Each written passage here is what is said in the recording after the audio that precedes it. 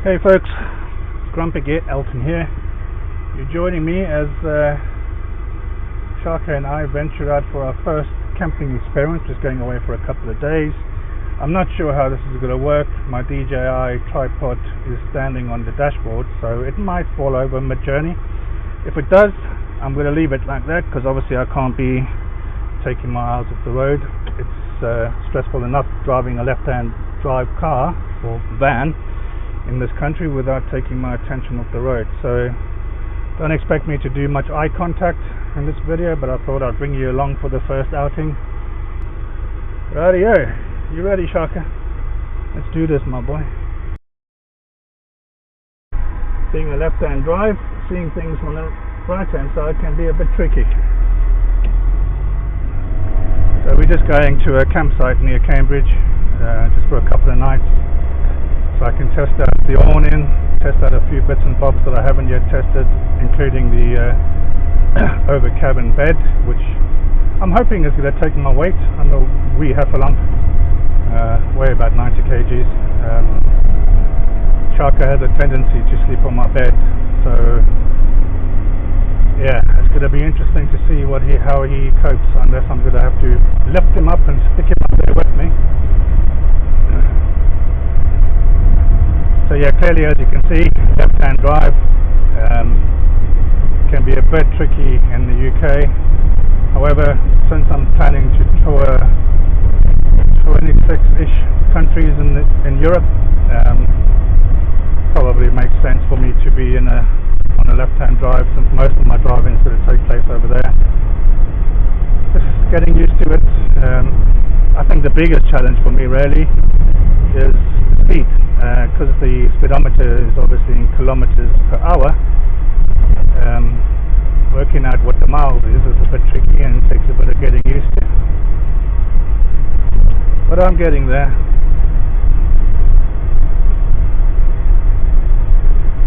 One concern of mine is obviously, given her age, there's no such luxury as air conditioning. It is getting up to around 30 degrees out there at the moment, so this evening sleeping could be interesting. There is a sunlight, I think that's what he calls it, sunroof above the bed, so very obviously that's going to be open for all of the evening. I have bought the Garmin camper sat-nav system after doing a lot of research into what's the main thing for me. I normally use Google when I'm using a car. However, the problem I found with Google is that it was sending me down streets that just really weren't suitable for the size of the van. It's 2.3 meters wide, so I had to find something that allowed me to put the dimensions of the vehicle in, and the Garmin camper allows me to do just that. So I was able to put the length, width and height in, and then obviously, theory being, is it then takes that into account when routing you. So this is my first outing using the Garmin, so we shall see how she does. Because one thing I don't want to be doing with a 2.3 meter wide vehicle is going down lanes. It's happened to me on the way back from picking her up, and it was not pleasant, I can tell you that much.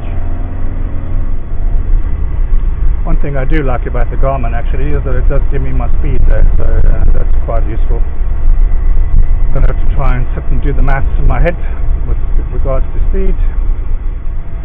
Stuck behind two cyclists at the minute. This is why I'm doing about 18 miles an hour and pissing off a whole bunch of people behind me. But in a motorhome, it's not as simple as just overtaking.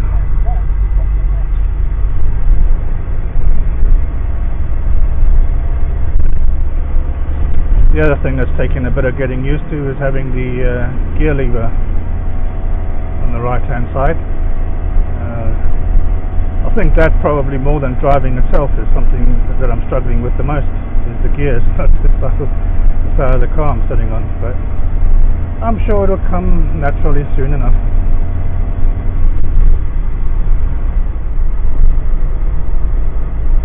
And now there's a tractor in front of me, and again, being in a motorhome, I'm not going to attempt to overtake, there's just no power for that.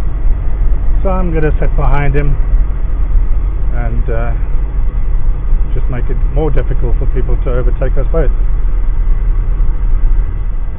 I guess this is one of the joys of van life, although I haven't yet properly started my van life journey. It's not being in a rush to really get anywhere.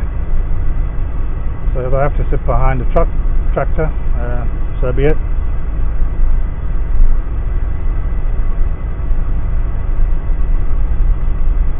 Although in this heat I could do with not being in the car in the van, for too long.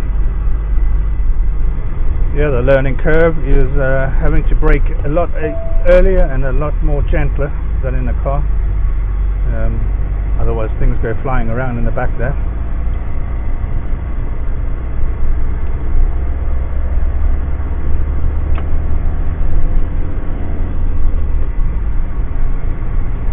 Whoop, there she blows.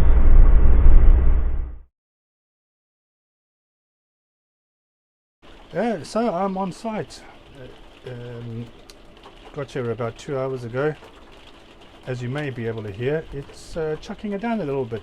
Thunderstorms happening outside, and Shark is not a fan of thunderstorms. So yeah, it's a great introduction into the camping and van lifing world for him. It's very humid outside, he's very hot. I've got all the windows open. I'm waiting for this thunderstorm to pass so that we can go and take a walk and just let him do his business. So yeah, as far as the camper van is concerned, I found a few issues.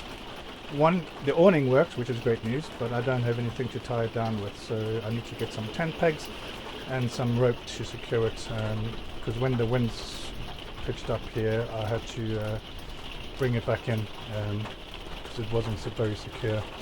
The bigger problem is actually that the fridge is not working on gas, it's not igniting. The hob's working, and I'm now in the process of making my first meal. So I'm currently making well, as you would when you cook a meal in the hob for the first time, I'm making pasta.